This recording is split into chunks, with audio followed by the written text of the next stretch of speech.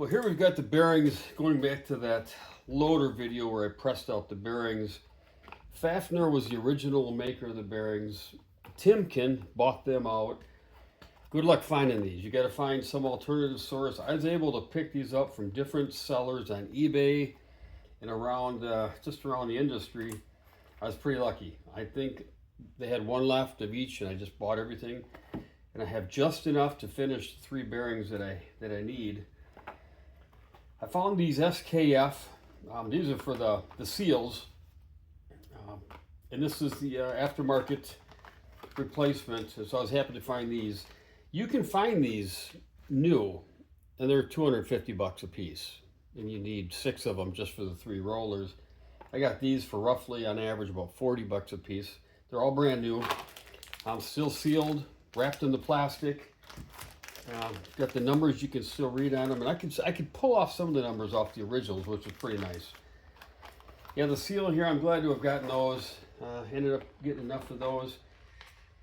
What I found is that 2 of the 3 rollers had a much smaller bearing in it. You can tell just by the width difference. These are the heavy duty ones that generally go next to the sprocket or the front idler, especially if you have a backhoe, and I have a backhoe on mine. And I decided we're going to turn that hub out, and we're going to only put in heavy duty rollers on the entire side. The other side is really tight for now. The chain and the sprocket, everything is looking good. So for now, we're just going to rebuild this side, but we're going to rebuild it with the heaviest, dutiest stuff we can find. And so I don't have this. Instead, I have twice that much, and these are C1s. They slow turner, but they're heavy duty. They're made for this type of operation.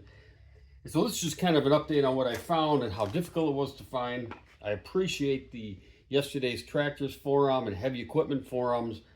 Some of the guys in there are just, they're godsends as far as helping just to think through and find stuff.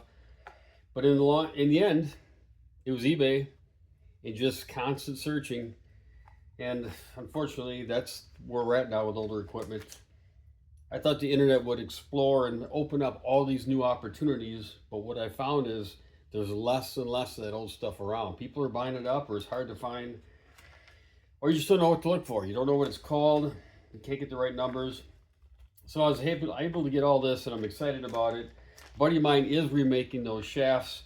I talked about in the video how the shafts were in pretty rough shape.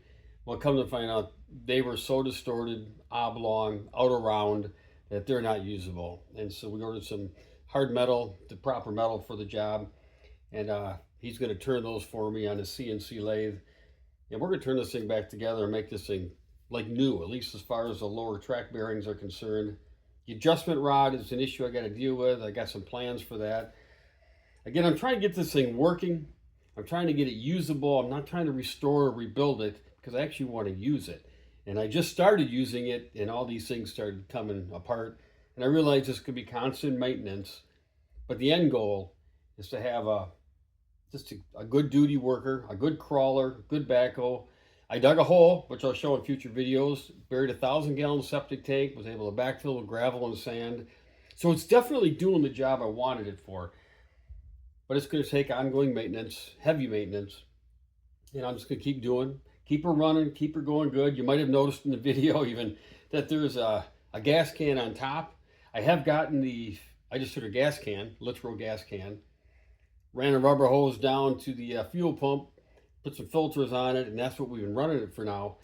But I did finally get the gas tank off, pressure wash the inside of it, try to break it up with stuff on the inside, break the debris loose, so that I'm able to hopefully not have that plugged up. I did it once before and it clogged up again, so I'm hoping this time it won't. So by spring, that thing will be put back together. We're in September right now, so by spring of 2025, 2026, we'll have the thing back together and run it pretty awesome. I hope to have it running again this fall, but as far as getting the gas tank on and getting that stuff going, that'll be next spring. So that's what I got today, YouTubers. It's a great old crawler. I'm happy to have it. Just realize it's going to be continual work, but I'm up for the challenge. Thanks for hanging out, and thanks for watching what we do here.